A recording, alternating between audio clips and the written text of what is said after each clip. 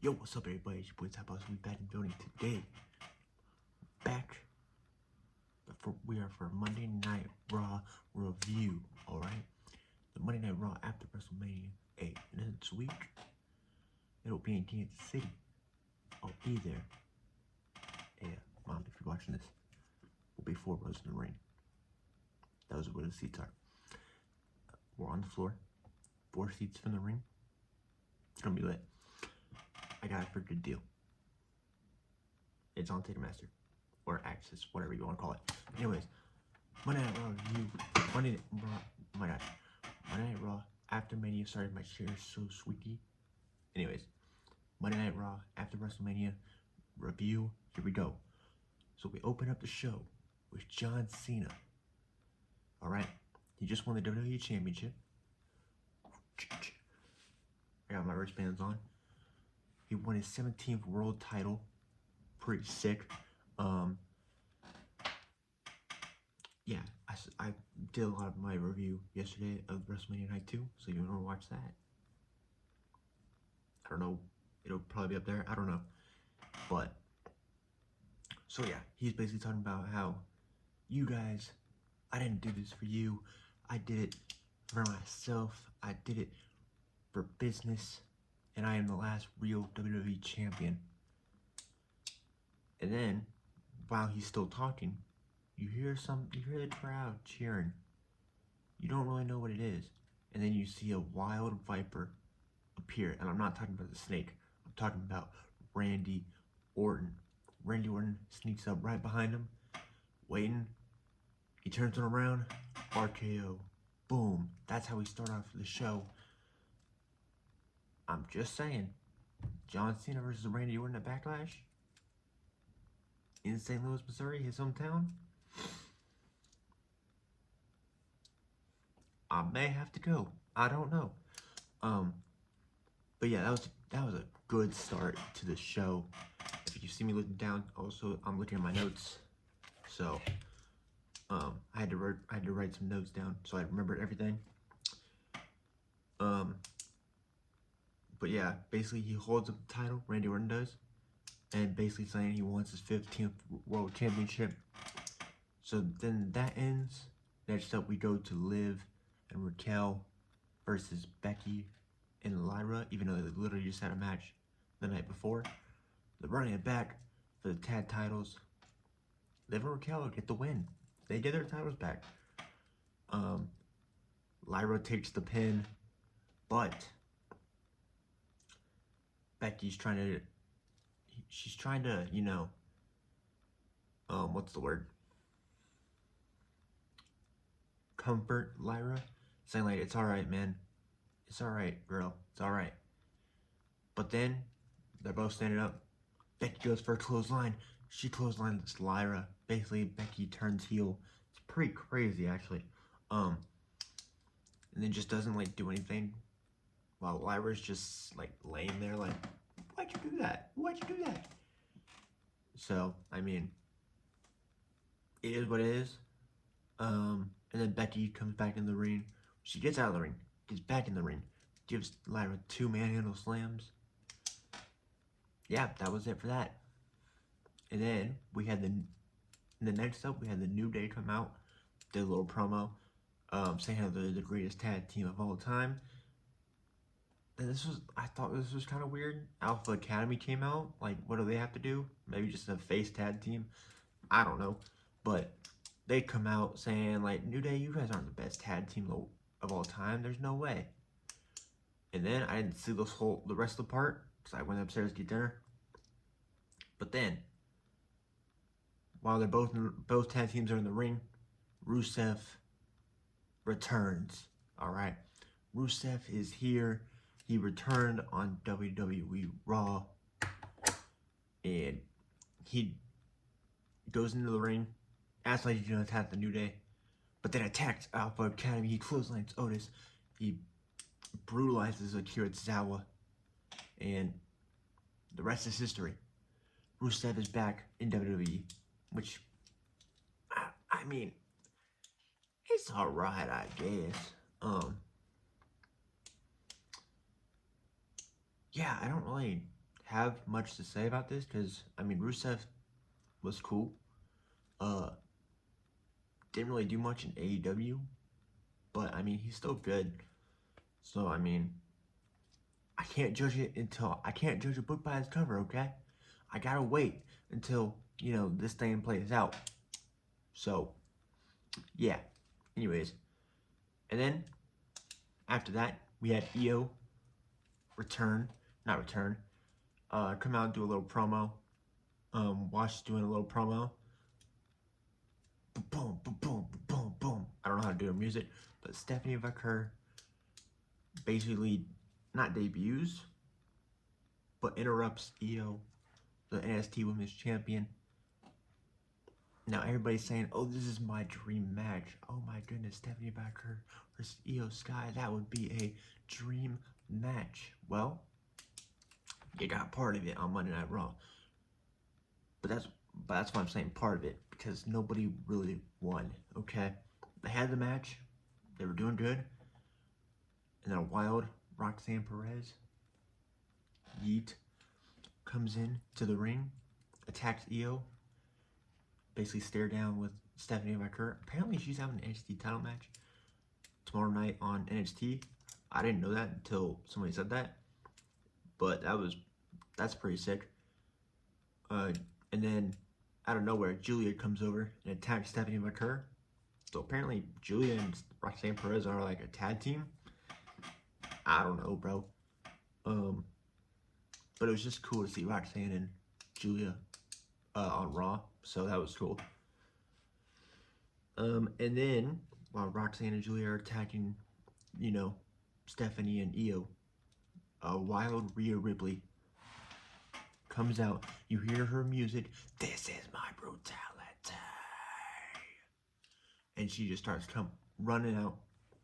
She runs out, gets in the ring, brutalizes Roxanne Perez, and her and Julia have a stare down. That's a dream match in itself right there. Julia backs out of the ring. She doesn't want no part of Rhea Ripley. I get it. I wouldn't either. And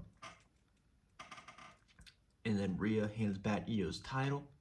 Says, Io, I'm going to give you this, but I ain't done with you. So, looks like we still have something between Rhea Ripley and Io Sky. I don't know. But, after that, an amazing video pack. Sorry, I'm trying to hurry this along because it's kind of late. It's like 11 something. I don't know, and my phone's almost dead. So, we're on no edits, no none. Amazing video package for Jey Uso, basically showing out his whole career. Video packages from WWE and then video packages from AEW they're not comparable, bro. Alright, WWE's video packages, sorry, I have some like a hair in my lip. Alright, video packages from WWE are so much better than AEW. It's not even close. Like amazing video package for Jey Uso, basically just going down his whole entire career. How he got to this moment, how he got to the World Heavyweight Championship. It was lit. It was fire. It was fire. Alright? And then Jey Uso does his entrance. Everybody's yeet. Alright? Does his promo. And then a wild Sami Zayn returns. Acts like, and basically says, I'm proud of you. Basically says where he's been for the last 8 weeks, why he missed WrestleMania. And man, it sounded like Sami Zayn was gonna turn heel. Because they were both eating on the top, like on the middle turnbuckle, on like both ends, I don't know. Sami got off first, acted like he was gonna turn on Jey, basically like getting ready for Jey to come down. But then once Jey came down, he went for a hug instead. And then Jimmy Uso's music hits. Jimmy Uso comes out and celebrates with the boys, of course. And then it's just a whole nother celebration. That's it. So then, after that, right, goes to commercial. And then we come back, and Gunther is yelling at the commentators, Michael Cole and Pat McAfee. I'm like, why is Gunther doing this? Where's Jay, Sammy, and Jimmy? Where are they at? Why aren't they helping out these commentators? So then, you know, they're arguing. Like, you want to talk bad about me, huh? He basically attacks Michael Cole, puts him in a headlock, and then Pat McAfee goes over, punches him, punches Gunther. Yeah, Pat McAfee goes over, punches Gunther in the or whatever in the head. Gunther's like, "Hey, oh, you want to fight now, boy? You want to fight now?" Pat McAfee's like, "Nah, I'm good, bro, I'm good." Hey, I was just trying to protect my commentator, Brent. Turns his back. Gunther attacks Pat McAfee, puts him in a headlock, doesn't let go for 5 minutes. I'm just kidding. I don't actually know if that's the time. I just made that up. Anyways, yeah, he puts him in a headlock, doesn't let go for what seemed like 10 minutes. Basically, Pat McAfee was literally turning purple, bro. It was not really. It was turning like his face was so red, it looked like it was purple. But he's fine, guys. He's fine. He got up. He was walking. He's all right. Anyways, but yes, then Michael Cole comes back out, does a little commentary. He comes back. It's late, okay? Don't judge me. He comes back out, does commentating. He commentates the rest of the matches. Legend. What a legend. Joe Tessitore, the guy on SmackDown. He also, what the heck? Anyways, comes back. He basically replaces Pat McAfee. Helps Michael Cole out, and they commentate the rest of the match or the matches.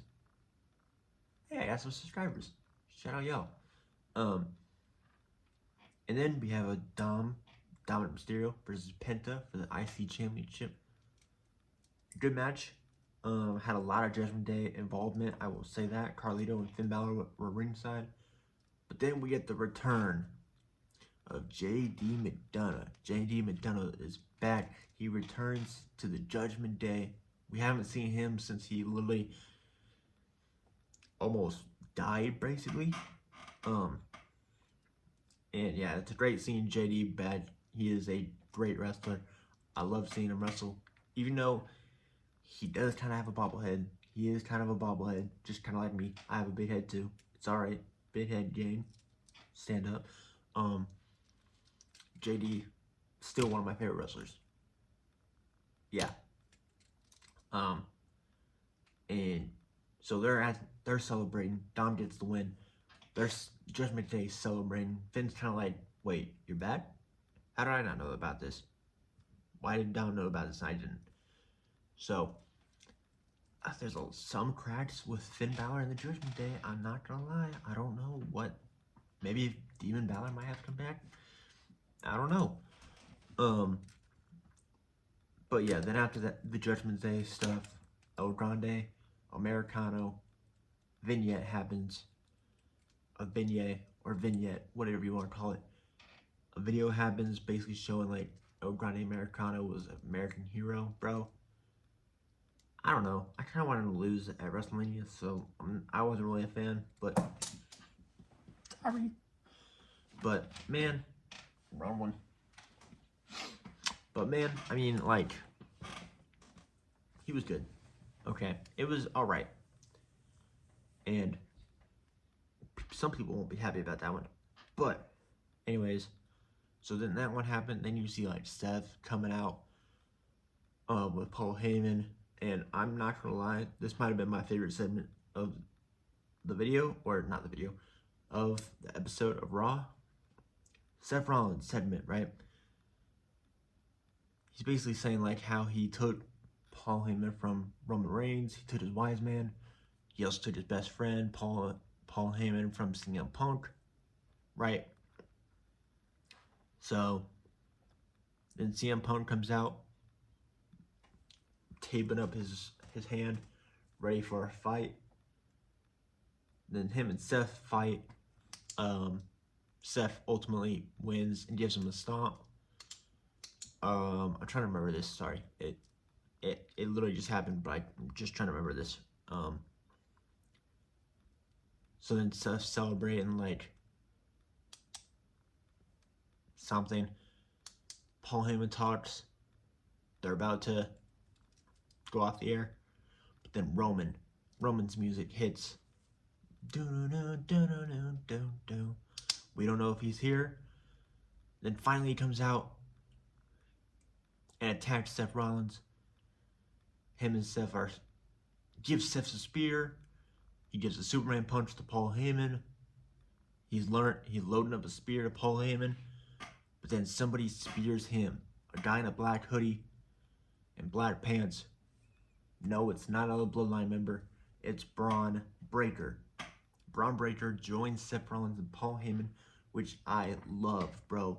Braun Breaker, this dude is gonna be something special, bro. People have been saying it for a minute, but Braun Breaker is something special, bro. He was a beast in that Fatal 4-Way at WrestleMania, and I'm glad they're pulling the trigger and putting him with Paul Heyman, because he's a second generation Brock Lesnar, bro.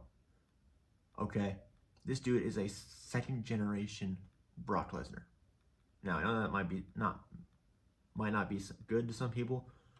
I mean the wrestler person, not the actual person, the wrestler. Okay, like this dude, he's gonna be amazing. He's gonna be won multiple championships, multiple main events. This is him, and yeah. So, CM Punk, Roman Reigns get beat up by Braun Breaker and Seth Rollins. And then that was the episode with Braun Breaker, Seth Rollins, and Paul Heyman standing in the middle of the ring, standing tall. Hey, I'm a big fan of Seth Rollins, okay? And I'm a big fan of Braun Breaker. So this, I'm a fan of Roman, but I'm a bigger fan of Seth Rollins because I got his autograph right here. I tried to get Roman's, they sold out. It is what it is. But yeah, dude. Might be one of the greatest episodes of Monday Night Raw. Well, Monday Night Raw after Mania. At least the best in the last like 5 years. That's no joke. But yeah, man, let me know what you guys thought of it. Definitely was one of the greatest, I would say. Because it had literally John Cena, Roxanne, Jey Uso, Seth Rollins. If it had Bianca, this whole 5 autos, that would have been a great episode. But, and I'm kind of sad we didn't get a Sami heel turn. That would have been sick as well. But we got a Becky Lynch heel turn. And hopefully she's going to be going after Lyra's Intercontinental Championship. Hey, that might have to be a match on this channel, okay? But thank you guys for watching. Hopefully you guys enjoyed. Subscribe if you're new. Like the video. If you guys want to see more of these, or me just talking basically, let me know in the comments. We'll see you guys in the next one. Take it easy. Deuces.